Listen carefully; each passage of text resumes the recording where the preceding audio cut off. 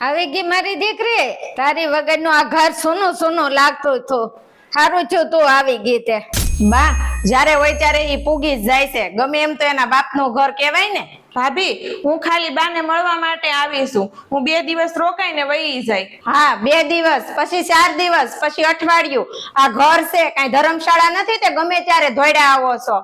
આ ઘરમાં જેટલો તારો અધિકાર છે ને એટલો મારી દીકરીનોય છે.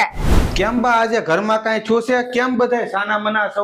જ્યારે તારી બેન આપણા ઘરે આવે ને તો તારી બાઈ નું મોઢું જરાય સારું ન હોય, નકરું વાકું સૂકું જ બોલવાનું ચાલુ રાખે.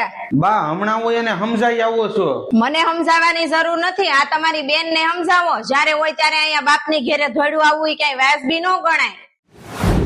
બેન તારા ભાભી હાસુ કહે છે, તારે વારા ખેલે હવે અહીંયા આવવું યોગ્ય ન કહેવાય. ભાઈ આપણે નાના હતા ત્યારે તું શું કહેતો કે બેન આ ઘર હંમેશા માટે તારું જ રહે, પણ ભાઈ બેનના લગ્ન પછી બેનનો કઈ અધિકાર નથી રહેતો ભાઈની ઘરે.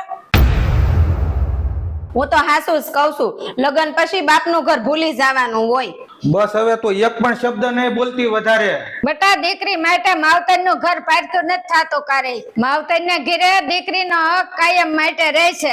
હારું હાલો બા હું જાઉં છું, આજ પછી ક્યારે હું આ ઘરમાં વગર બોલાવ્યા પગ નહીં મૂકું.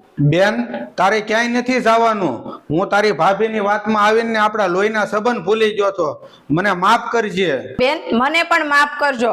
આજે મને સમજાઈ ગયું કે મારી હારે પણ મારા ભાઈ ને ભાભી આવું વર્તન કરે તો અંદરથી કેટલું દુઃખ થાય. ભાભી સંબંધ બાંધવાથી નહીં પણ સમજદારી અને પ્રેમથી હાલે છે. મિત્રો ઘરની દિવાલ ઈંટોથી નહીં પણ પ્રેમ અને સંબંધોથી ઊભી રહે છે.